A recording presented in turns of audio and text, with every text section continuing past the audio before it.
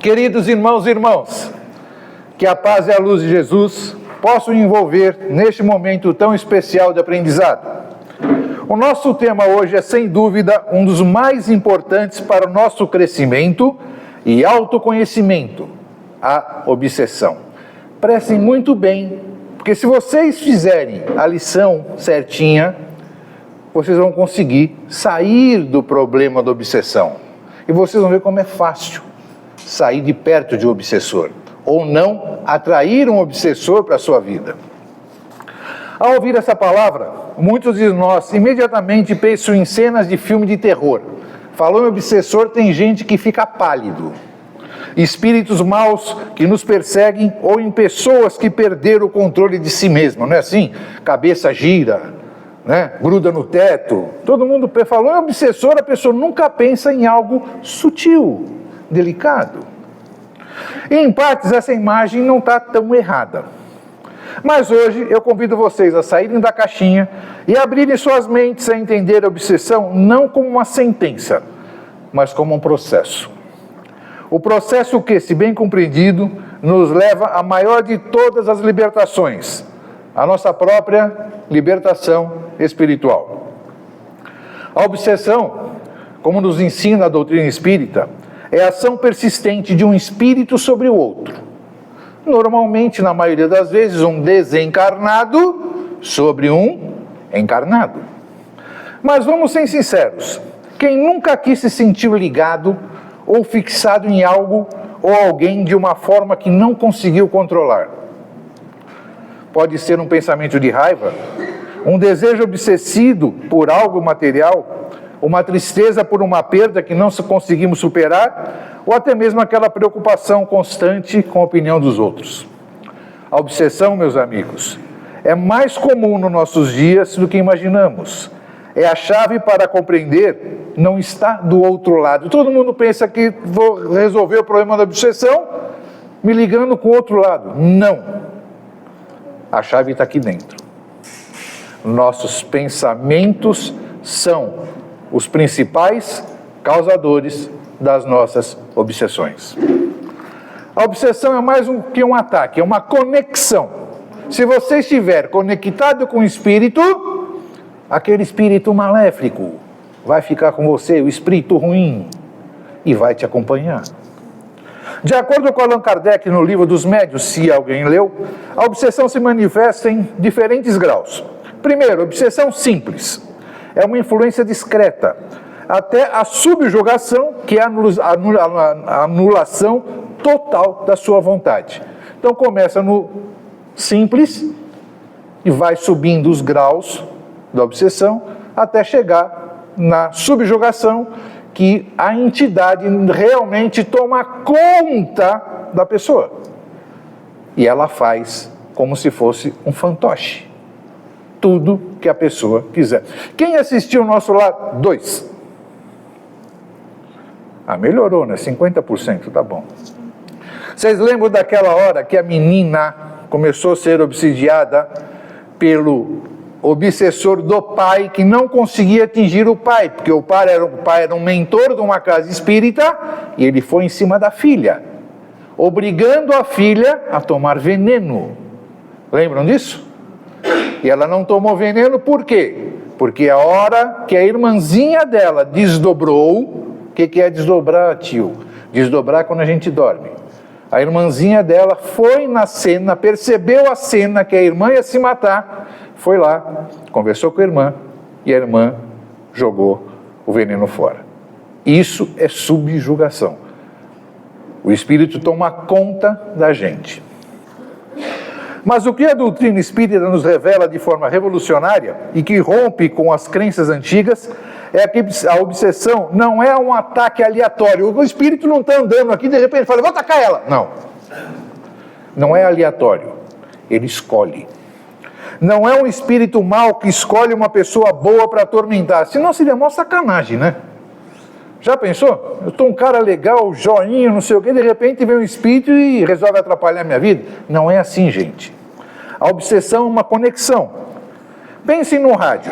Para que você sintonize a sua estação favorita, o rádio e a estação precisam estar na mesma frequência. Quem é da minha idade lembra do tempo do dial, que você virava para achar uma estação, lembra? Fazia 3 horas para você achar uma estação, mais ou menos.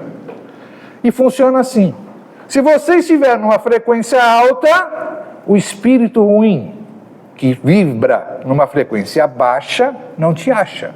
Agora, se você estiver numa frequência baixa, ele vai te achar. Ponto pacífico. Com obsessão, o princípio é exatamente o mesmo. Para que o espírito consiga se conectar e influenciar o outro, é preciso que haja afinidade moral. O que é afinidade moral? Ele vai ser exatamente o que você é. Se você não for bem moralmente, você vai atrair espíritos na mesma frequência que você. Essa afinidade pode vir de diversas formas. Primeiro, vícios e maus hábitos. Se nós fixamos em um vício, como a bebida ou o jogo, atraímos espíritos com a mesma inclinação para se regozijarem em reforçar esse comportamento. É mais ou menos assim. Eu gosto de beber. Aí eu saio daqui do centro, limpo, lindo, esbelto, viro aqui, entro na padaria, tomo 2 conhaques. Quando eu saí da padaria, saiu eu e mais 20 espíritos bêbados atrás de você. E vão para a tua casa. De manhã, quando você acordar, em vez de você ter vontade de tomar café, o nosso amigo vai na tua orelha e fala, não, toma um conhaque. E você vai lá e toma o primeiro. E vai ser assim o dia inteiro, porque ele precisa daquela emanação. Ele precisa do fluido da bebida para se sentir feliz. E você abriu a porta para que ele encostasse ao seu lado. Sentimentos negativos. O rancor, a inveja, o ódio e a vingança são ímãs poderosos. Se você tem um desses 4 aqui, pode ter certeza que você tem uma leva, uma legião andando com você. Um coração cheio de mágoa é um convite aberto para os espíritos, que também sentem o mesmo sentimento. Eles não precisam de um plano diabólico, eles apenas se conectam pela sintonia. Quem nunca aqui acordou de manhã com vontade de chorar e não entendeu o motivo? Eu não tenho motivo para chorar. Minha vida está bem, eu estou legal. Por que eu estou com essa mágoa, com essa angústia? Gente, para e faz uma oração. Tem um irmãozinho sofredor do seu lado. E o que você está sentindo não é seu, é dele. Ele está passando essa influência para você. Que é a energia negativa, o sofrimento, a vontade de chorar, a tristeza, não é sua. Então comece a prestar atenção nos seus sentimentos, porque às vezes você vai perceber que aquilo ali não é seu. Pensamentos fixos. A fixação em uma ideia, um plano, ou até mesmo em uma pessoa, seja por amor ou por ódio, cria um laço mental tão forte que permite a aproximação de espíritos para compartilharem da mesma ideia. E aqui está o primeiro grande choque para a nossa mente. A obsessão não é uma punição, é uma consequência dos nossos atos. Ela nos mostra a nossa própria imperfeição. O obsessor não pode nos dominar se não houver entre nós um ponto fraco. Se não existir um ponto fraco entre eu e aquele espírito maligno, não tem conexão. Não rola. É que nem as menininhas vão procurar, os menininhos vão procurar um crush por aí, né? Se não tiver aquela ligação, não rola, gente. E com eles é a mesma coisa. O obsessor não pode nos dominar se não houver em nós um ponto fraco, uma brecha moral, um pensamento em convidar a entrar. Porque quando você pensa negativo, você convida a entidade. Você só falta ir lá, dar um abraço nele e vai para comer uma pizza, porque você já está chamando ele para você. Você está falando, filho, vem aqui, fica comigo. Eu preciso de você, eu gosto de sofrer. É assim que funciona. Ele não é seu inimigo, mas o reflexo das nossas próprias sombras. Os laços kármicos, agora é outro tipo de obsessão. Laços kármicos. Vamos esquecer agora aquele espírito que está vagando, encontrou a gente, ficou e está aí com a gente até hoje. Não.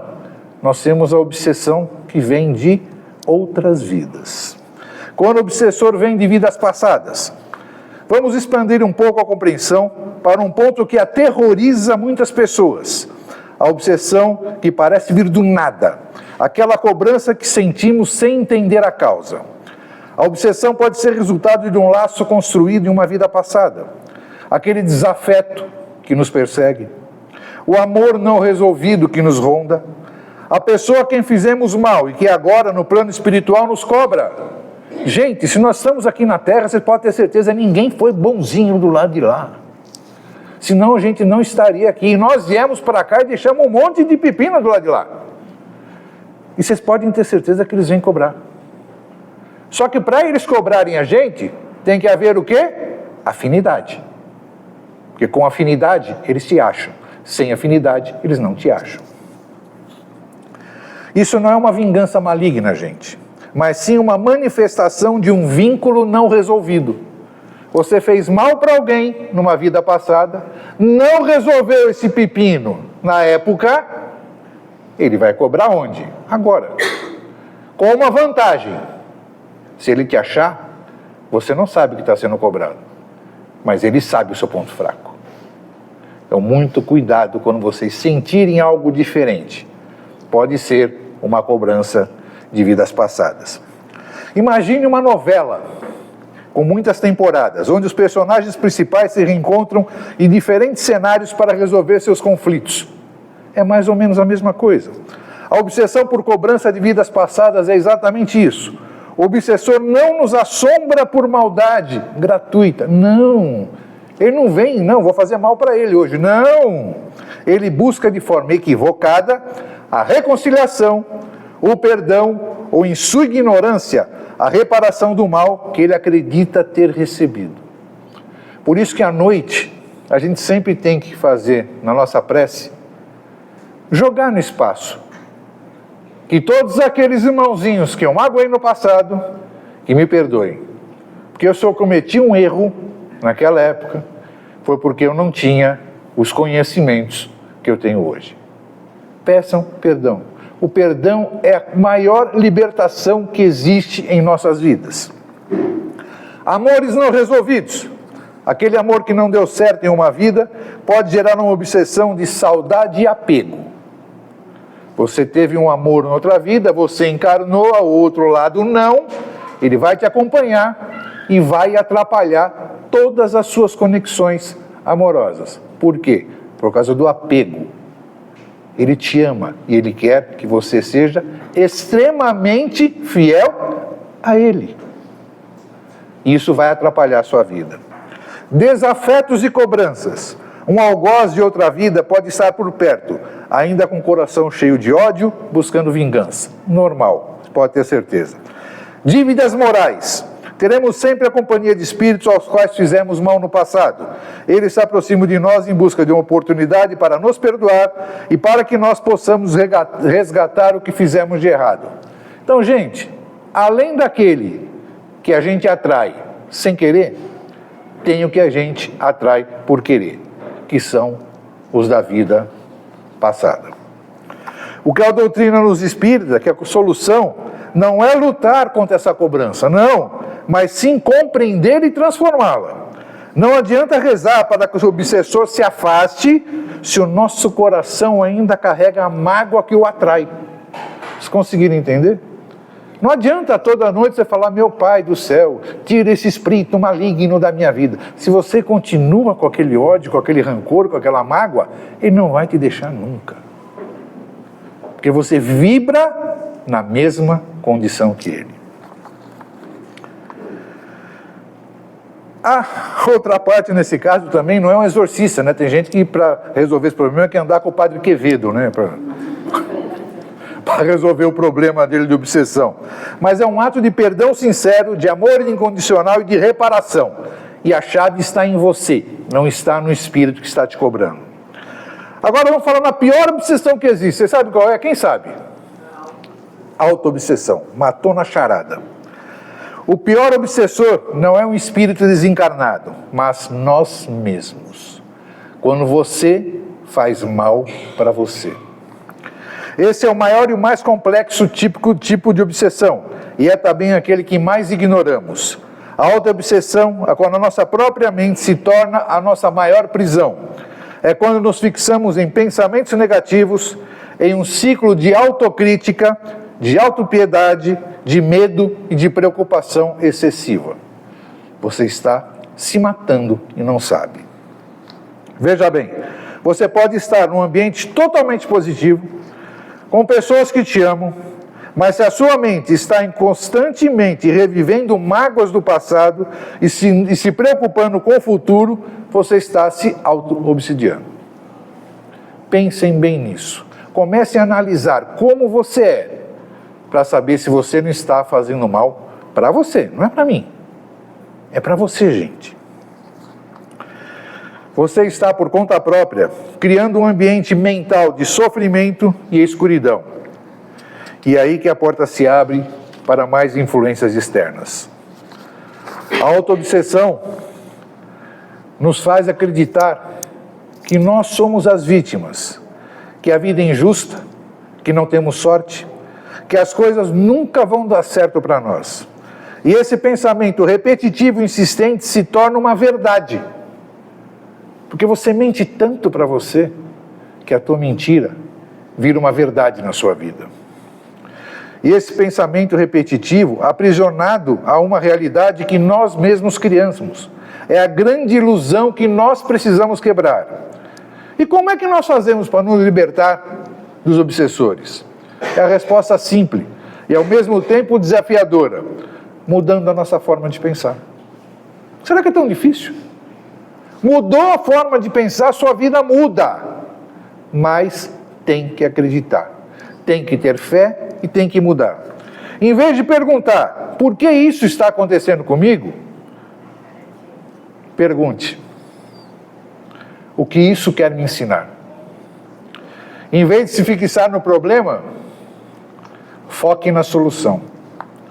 Em vez de alimentar a raiva, cultive o perdão.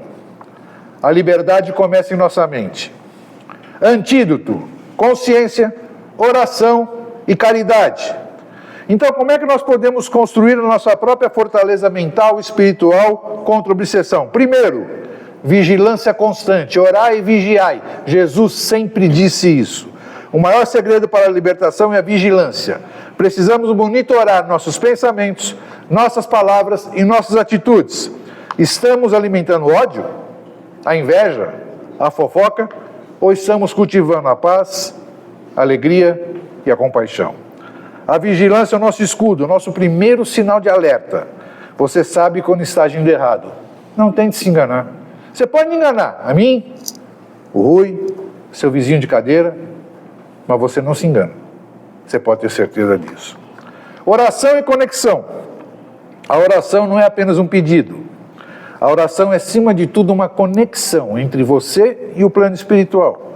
Quando oramos, elevamos a nossa frequência vibracional e nos conectamos com espíritos superiores. É como mudar o canal do rádio e passar para uma frequência mais alta, onde as entidades que vibram numa frequência mais baixa não vão conseguir te encontrar. Caridade efetiva. Caridade efetiva é o grande antídoto para a obsessão. Ela vai muito além de dar pão. A caridade moral nos liberta do próprio egoísmo. Quando nos colocamos a serviço do outro, esquecemos os nossos próprios problemas e fixações. A caridade nos faz olhar para fora, para a necessidade alheia, e isso interrompe o ciclo de auto-obsessão e nos protege de influências externas, porque você está preocupado com o próximo. E quando você se preocupa com o próximo, você tem que vibrar bem. Se você não vibrar positivo, você não consegue vibrar por ninguém. Se você não se amar, você não consegue passar amor para ninguém. Se você não se ama, comece a se amar. Quem lembra da figueira seca de Jesus? Figueira seca não dá fruto. Se você não se ama, você não tem nada para oferecer para o próximo. Meus irmãos, a obsessão, quando compreendida de forma madura, não é um tema para nos dar medo. É um tema para nos dar poder.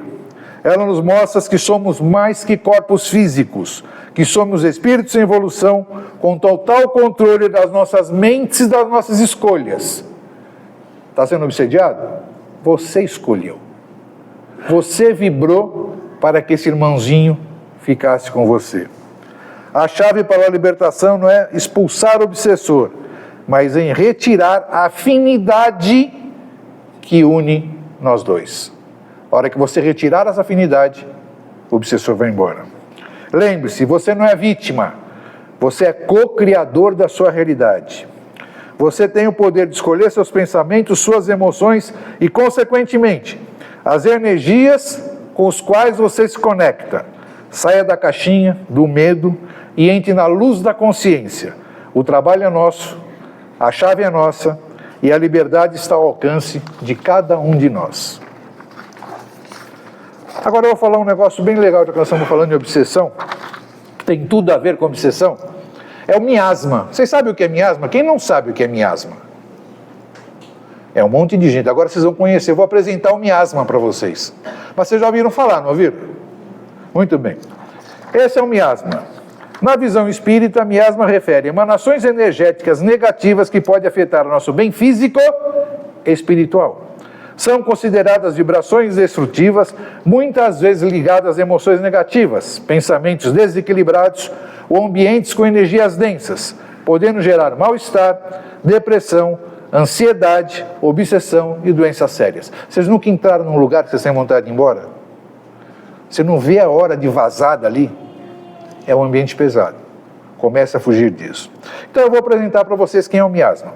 Eu sou aquilo que você ignora, mas carrega sem mesmo perceber. Habito nos cantos sombrios do seu pensamento, nas palavras amargas que escapam sem filtro, nas mágoas que você guarda no cofre do coração e se recusa a curar.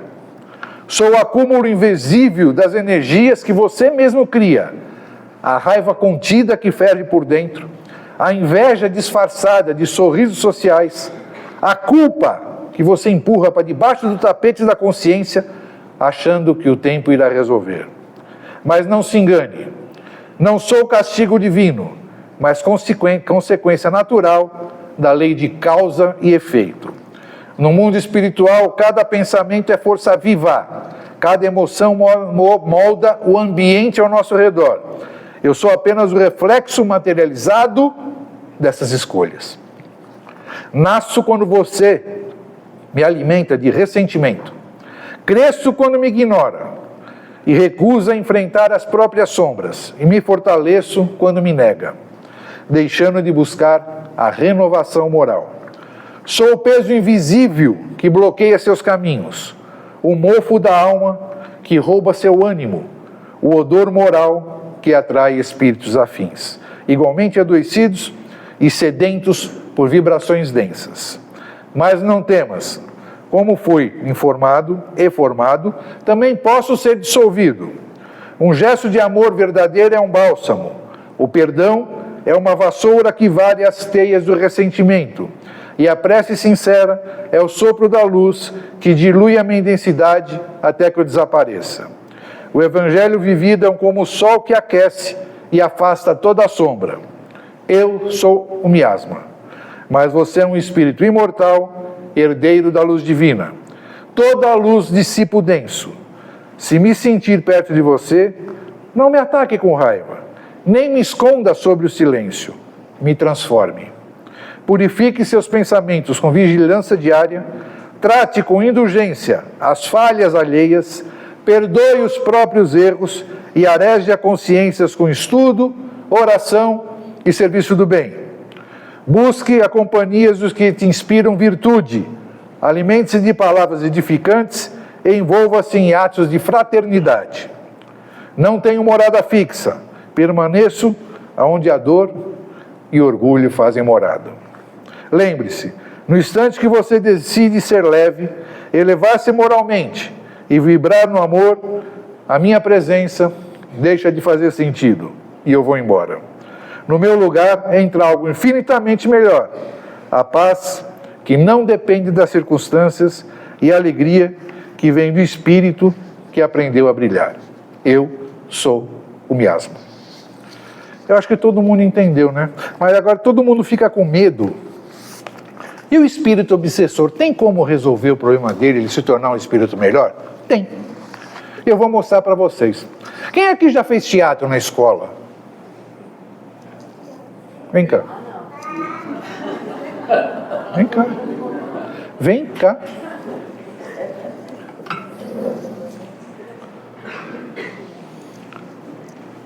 Nós vamos fazer um teatrinho aqui, tá? Como você tem essa cara bonita aqui, você vai ser o mentor. Eu sou o espírito obsessor. Hã? Não faz mal. Então você é o mentor. Você vai ler tudo que está, como é mentor, em amarelinho. Tá. E o mentor, tudo que está em rosa. Serena. Chama-se o título Escritório Celestial. Sala de Atendimento Espiritual. O mentor espiritual está sentado numa cadeira na nuvem, muito calmo, lendo o livro chamado Como Não Perder a Paciência, mesmo com obsessores pegando no pé. De repente surge o obsessor, todo irritado, de braços cruzados. E o obsessor fala: não dá mais, eu vim reclamar. Esse encarnado que você protege está insuportável. Opa, olha quem apareceu. Mas o que foi agora? Meu protegido finalmente te ignorou? Tá feliz, rindo de tudo. Até quando tropeçou no meio da rua, ele riu. Como é que eu vou trabalhar assim? Eu estava quase conseguindo transformar ele num rancoroso profissional. Ué, mas você não esperava moleza, né? Eu avisei. Ele começou a ler o Evangelho, a fazer orações antes de dormir. Mas quem mandou ele fazer isso? Eu já estava instalando tudinho na cabeça dele. Estava quase conseguindo fazer ele largar o casamento só porque a esposa esqueceu de comprar pão integral. É que ele finalmente percebeu que pão integral não é motivo para separação. Você precisa atualizar seus argumentos. Mas eu investi. Coloquei cada pensamento ruim, fiz ele lembrar da infância difícil, das contas atrasadas, até baixei a autoestima dele.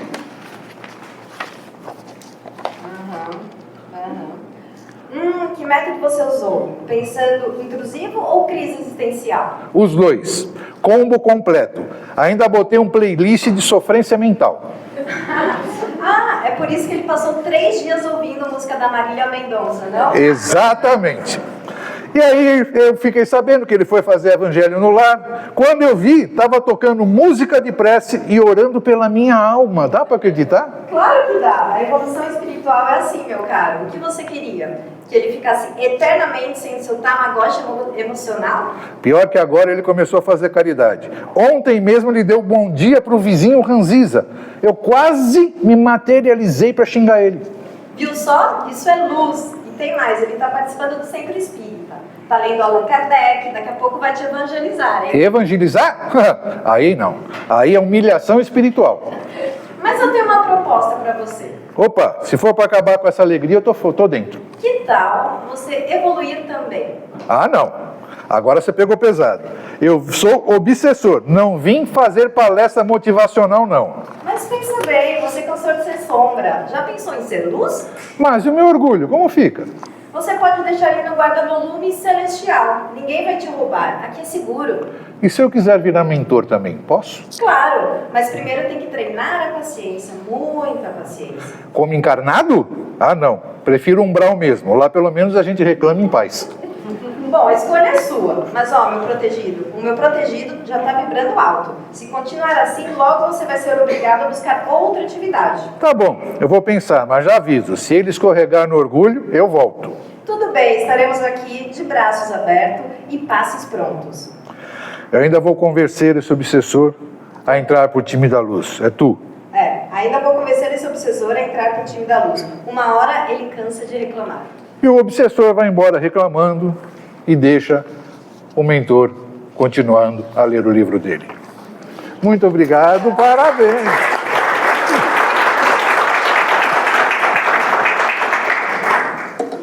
Isso sem ensaio, hein? Imagina se ensaiar, né? Se ensaiar, vira um... Beleza. Esse textinho aqui vira um best-seller. Gente, para terminar, eu vou tomar água. Eu vou fazer um Pai Nosso, que eu faço todo final de palestra. Eu vou ler um trechinho e depois vocês vão completar com o Pai Nosso que vocês conhecem, que a gente ora todos os dias, tá bom? Então vamos lá. Quando deixamos Deus ocupar o nosso coração em primeiro lugar, é maravilhoso dizer Pai Nosso. Quando os bens materiais são colocados nos seus devidos lugares, podemos dizer sem medo que estais no céu. Quando entendemos que servir a Deus é o que dá sentido à nossa vida, dizemos com alegria: santificado seja o vosso nome. Quando entendemos que o reino do amor começa dentro de nós, dizemos com toda a força: venha a nós o vosso reino.